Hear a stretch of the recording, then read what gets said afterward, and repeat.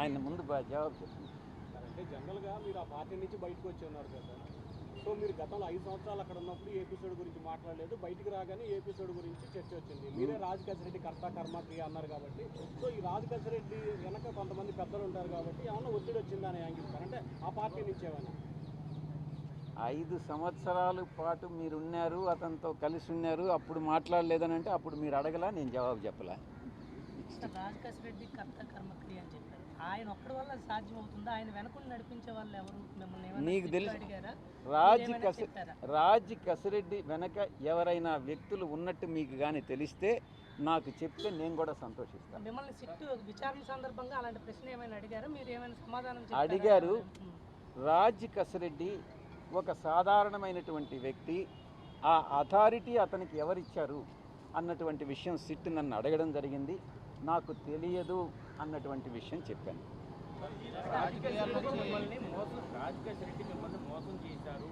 నన్ను మోసం చేయలే, పార్టీని మోసం చేశాడు, ప్రజలను మోసం చేశాడు. నాకు వ్యక్తిగతంగా అతను చేసినటువంటి మోసం ఏమీ లేదు.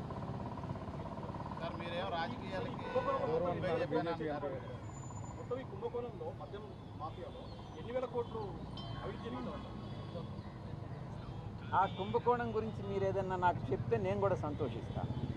మీరు చెప్తున్నారు కదా కుంభకోణం, ఈ ప్రశ్న రాజ్ కసిరెడ్డిని వేయాలి. మీరు ఆయన దగ్గర సమాధానం తీసుకొని నాకు కూడా చెప్పండి.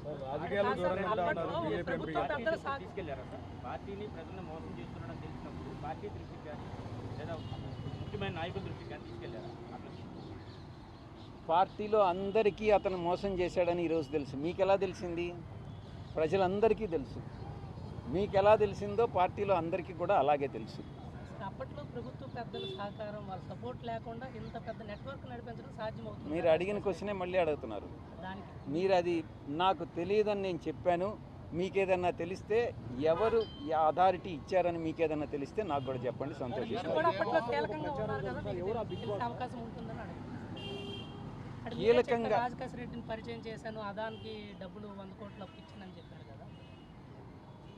పదే పదే మిత్రులందరూ కూడా, పాత్రికేయ మిత్రులు, ఒక్క విషయాన్ని చాలా స్పష్టంగా చెప్పదలుచుకున్నా. పదే పదే యూట్యూబ్ ఛానల్స్లో కానీ శాటిలైట్ ఛానల్స్లో కానీ సాయిరెడ్డి నెంబర్ 2 సాయిరెడ్డి నెంబర్ 2 అని నేను చెప్తున్నారు పార్టీలో. నేను ఒక్కటే చెప్తా ఉన్నా, ప్రాంతీయ పార్టీలో నెంబర్ 2 అనే స్థానమే ఉండదు. అప్పట్లో మా అధ్యక్షులు, మా పాత పార్టీ అధ్యక్షులు కూడా స్వయంగా చెప్పారు, 1 నుంచి 100 వరకు ఎవరు ఉండరు, 101 నుంచే ఉంటుంది. ప్రాంతీయ పార్టీలో ఎవరైనా కూడా నేను నెంబర్ 2 అని నేను భావిస్తే అది అంతా మిథ్య మాత్రమే.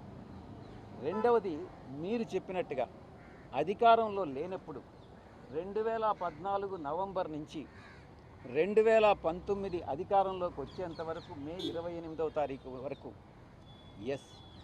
పార్టీని సింగిల్ హ్యాండెడ్గా నేనే మోసాను. జగన్ గారికి నేరుగా ఆయన ఆదేశాలను తీసుకొని నేను, జగన్ గారు, ప్రశాంత్ కిషోర్ ముగ్గురు ప్లాన్ చేసి మిగతా అందరు నాయకుల్ని కలుపుకొని పార్టీని ముందుకు నడిపించాం.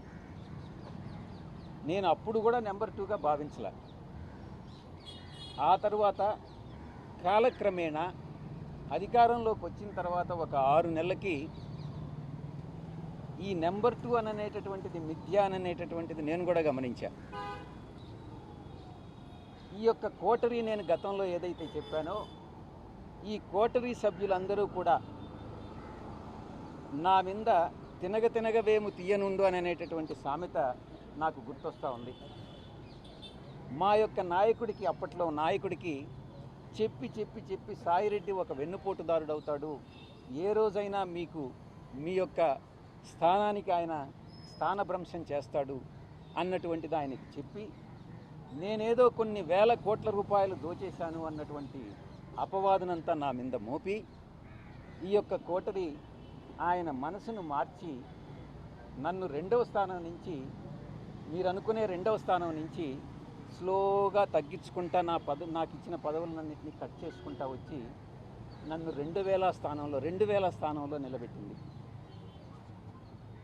చాలా అవమానాలు పాలయ్యా. ఈ కోటరి మరొక్కసారి చెప్తా ఉన్నా, ఈ అవమాన భారం తాళలేక, ఈ కోటరి యొక్క వేధింపులు తాళలేక, నాకు అప్పట్లో నా నాయకుడైనటువంటి జగన్మోహన్ రెడ్డి గారి మనసులో స్థానం లేదని గ్రహించి వేదన చెంది నేను పార్టీ వేడడం జరిగిందే తప్ప వేరే ఏ కారణం కాదు. మరొక్కసారి చెప్తా ఉన్నాను, మీరు ఈ రోజుకు కూడా ఈ యొక్క యూట్యూబ్ ఛానల్స్లో పార్టీలో నెంబర్ 2గా ఉన్నటువంటి వ్యక్తి విడిపోయాడు, పార్టీలో నెంబర్ 2గా ఉన్నటువంటి వ్యక్తి విశ్వాసఘాతకానికి పాల్పడ్డాడు, పార్టీలో నెంబర్ 2గా ఉన్నటువంటి వ్యక్తి జగన్మోహన్ రెడ్డి గారిని మోసం చేసి వెళ్ళిపోయాడు అని పదే పదే చాలా న్యూస్ ఛానల్స్లో మా వాళ్ళే కొన్ని రాయిస్తూ ఉన్నారు, మీరు కొన్ని రాస్తూ ఉన్నారు. దాంట్లో కొన్ని పెయిడ్ ఆర్టికల్స్ ఉన్నాయి, కొన్ని మామూలుగా మీరేదో ఆత్మసంతృప్తి కోసం మీరు రాసుకుంటా ఉన్నారు. నేను అధికారం వచ్చిన 6 నెలల్లో నా యొక్క 2వ స్థానం 2000 స్థానానికి పడిపోయింది. కాబట్టి దయచేసి నేనేదో నెంబర్ 2 స్థానంలో ఉన్నాను అన్నటువంటి విషయాన్ని మర్చిపోండి, తిరిగి రాయవద్దు అని మీకు అందరికీ కూడా విన్నవిస్తున్నాను. బీజేపీలో జాయిన్ అవబోతున్నారు. వచ్చే రాజ్యసభ సీట్లు కూడా మీరే మళ్ళీ పోటీ చేస్తారు. ఇంకోటి కూడా, మా ఏ సాక్షి అయితే నేను ఛానల్ పెట్టానో మొదటి నుంచి కంపెనీ ఇన్కార్పొరేషన్ నుంచి లాంచ్ వరకు నేను చూశాను. అదే సాక్షిలో ఎవరో ఒక అతను చెప్తా ఉన్నాడు, ఆ ముసలివాడు వ్యవసాయం చేసుకుంటానన్నాడు, వీడికి ఈ రాజకీయాలన్నీ ఎందుకు అని ఏదో వ్యాఖ్యలు చేశారు. కేఎస్ఆర్ లైవ్ షో అనుకుంటా. నేను రాజీనామా చేసిన రోజున, సిఐడి వాళ్ళు నన్ను పిలిచిన రోజున, ఈ 2 సందర్భాల్లో మాత్రమే నేను బయట మాట్లాడింది.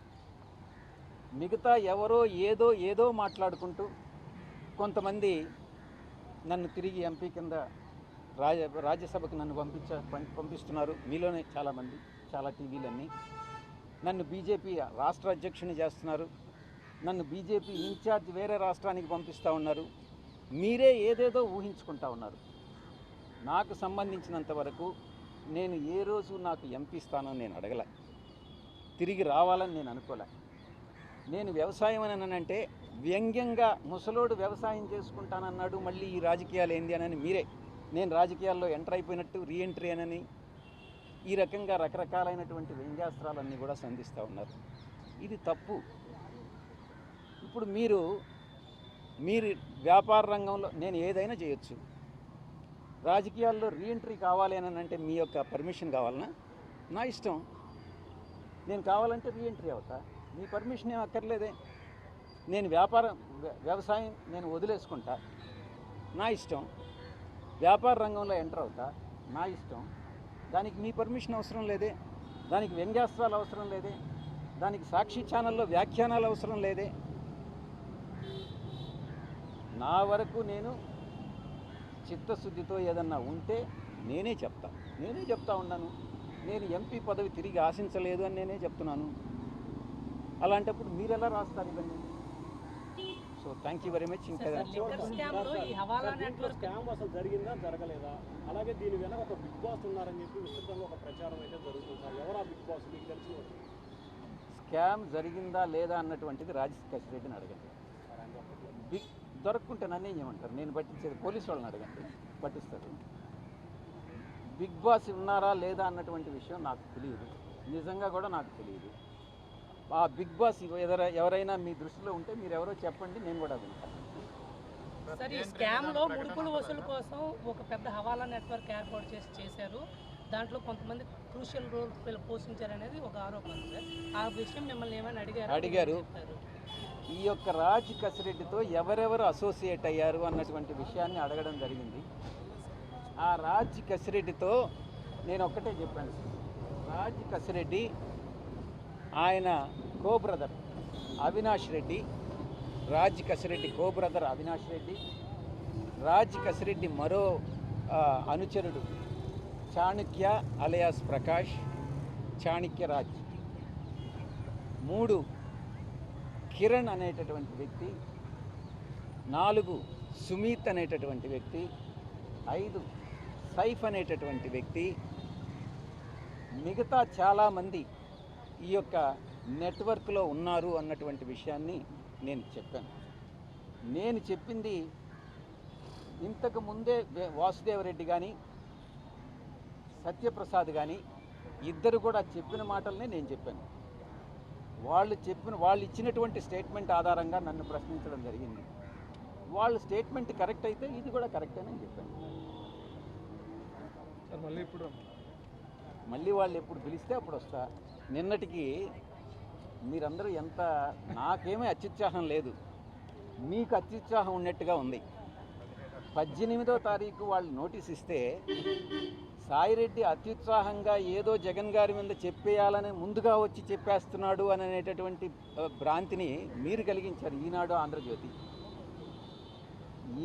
ఆంధ్రజ్యోతి నన్ను సమ్మన్ చేశాయా, లేకుంటే సిట్ నన్ను సమ్మన్ చేసిందా?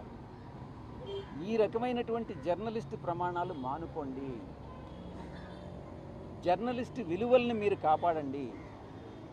అందుకే నేను గతంలోనే చెప్పా, ఎప్పటి నుంచో కూడా నాకు ఈ ఛానల్ స్టార్ట్ చేయాలని ఉంది అని. ఈ యొక్క ప్రమాణాలు చూసి కొంచెం విలువైనటువంటి మంచి ఛానల్ నిర్మిస్తే నాకు భగవంతుడు కానీ డబ్బులు ఇస్తే నేను ఫస్ట్ చేసేది అదేనని మీ అందరికీ కూడా తెలియజేస్తున్నాను.